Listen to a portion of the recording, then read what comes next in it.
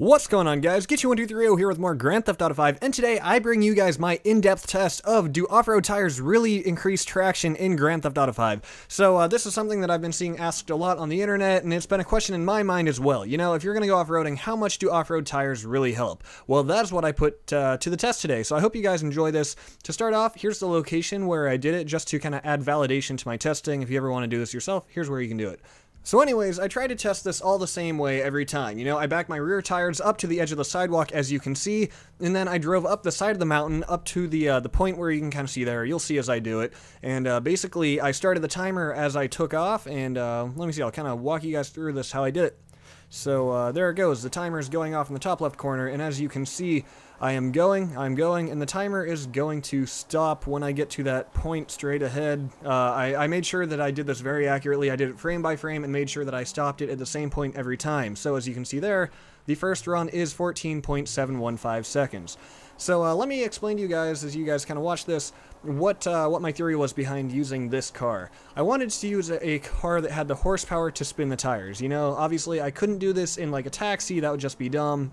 And I actually didn't want to do it in an off-road truck either, because I've noticed with, like, you know, the super jacked up huge truck that sometimes it lacks the horsepower to spin the tires. So a sports car worked out well, a supercar might have had too much horsepower, but this was good because it could spin the tires and it was a good test of the traction. So third run here, you can see that this one finished up at 15 seconds even almost, and I did this a total of 5 times for each run. So we're going to do 5 runs with the stock tires and then 5 runs with the off-road tires. So while we watch this, I think I should add that this car is completely stock. It's a car that I took off the road. I made sure it was entirely repaired. There was no damage to it, and this is just the car as it is off the streets. No engine upgrades, nothing. This is just as it is. And then the only thing that I'm going to upgrade is going to be the tires. So here we come up on the 5th run, and we're just about to finish it.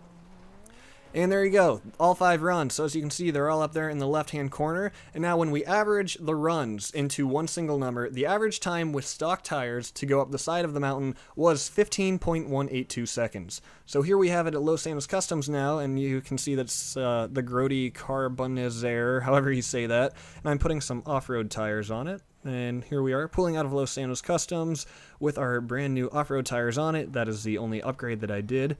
And now we are back in the very same spot, except with off-road tires. Same method of testing, going up the same spot on the mountain, same everything. I tried to replicate it as closely as possible every single time.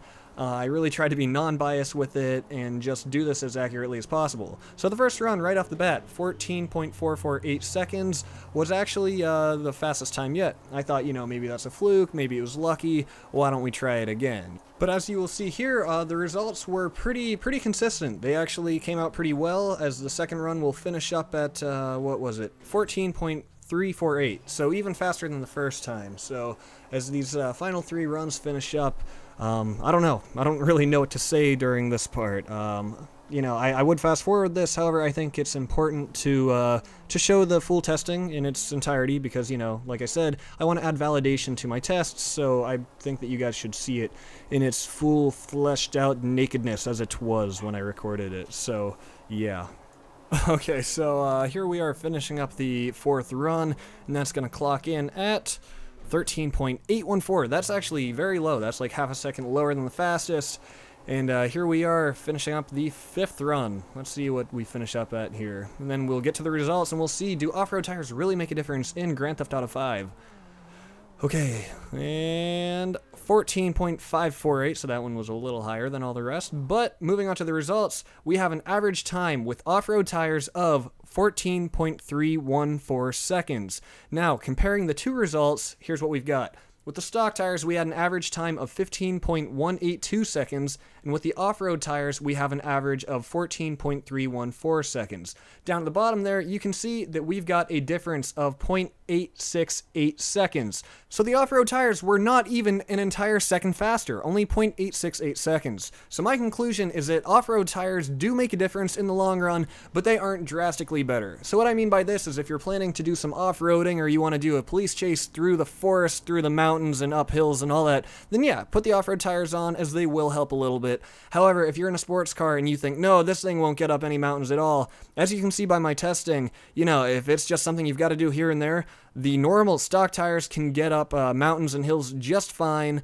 It's not until, you know, in the very long run that the off-road tires might make a difference, you know? So what I'm trying to say is that the difference between the two is almost negligible, but, you know, they definitely look awesome if you're trying to make an off-road vehicle. They look cool, and they do make a small difference. So, you know, if you want to put them on, go ahead. But if you don't want to, you can see that it doesn't really matter all that much. So I hope you guys enjoyed this test. I hope it was thorough and accurate, and if this does well, then maybe I'll do some more tests in the future as far as upgrades go and just testing other things and, you know, just fun things like that. So please tell me what you think in the comments below. Subscribe if you enjoyed this video, and I hope to see you next time.